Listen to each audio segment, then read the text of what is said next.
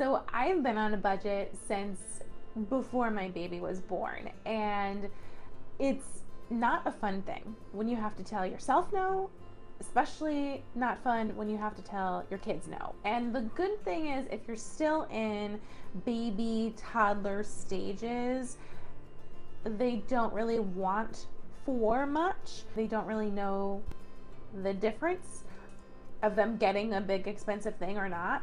And so you can it's easier to stick to a budget, I think, when they're littler like that. Single moms are not the only ones who struggle financially. You can have both parents working and still be living paycheck to paycheck and still be stuck to a somewhat limiting budget. And so what I would like to offer you is the mindset of sticking to this budget is taking care of your family, because spending more than you have and going into debt and overdrafting your account, these are not things that are going to set you up for a good future. And so sticking to your budget is really important. Even though we want to buy the expensive things, I plead you to not rack up credit card debt, and even don't even use credit cards if you can help that.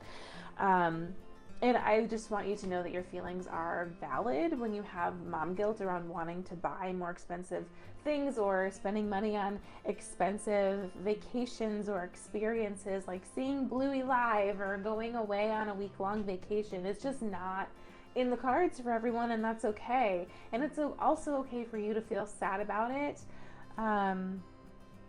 Just don't stay there for too long, because that's not what matters.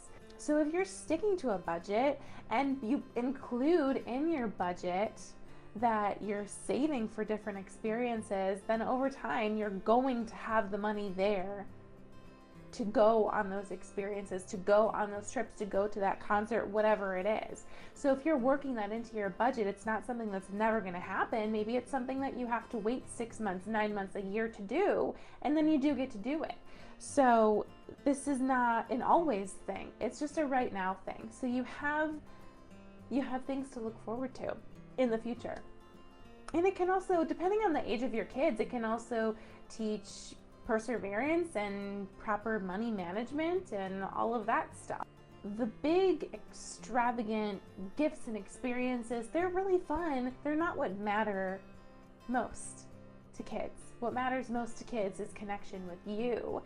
And so things like going to the park, going on a hike, having like movies in the park, going to the beach or the splash pad, community events, like go on Facebook and see what's going on around your community, or summer festivals or fall festivals. Museums have free days, and libraries have events all the time. You can look up scavenger hunts on Pinterest. There are so many different things that you can do for either no cost or a very low cost. And in the description of this video, I have a list of 30 low to no cost activities that you can do with your kids. And so you can just click on that, get it sent to your inbox, and then have more fun things to do that aren't going to break the bank and will help you meet your financial goals. And what gets written gets done. I highly recommend having a budgeting app and sticking to it. And this is something that I've always struggled with. I had a written budget. I would just kind of keep tally in my head, like, oh yeah, that's probably, I probably have this much left there. But it's so helpful when I use the EveryDollar app. It's Dave Ramsey's app. And it's very helpful to have it broken down where your money is going, so you can see where your money is going, and you can move some money around if you need to. And every time you spend money, you track it in there and you see how much you have left for the month. So it's just very helpful, and it will always be beneficial to your finances to cut spending where you can. And right now we can cut spending when it comes to fun activities. We don't have to break the bank for this.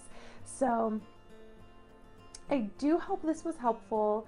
We're going to have a part 2 next time. So I'm going to, in the future, I will also link that in the description of this video so you can get right to it. And I will see you next time.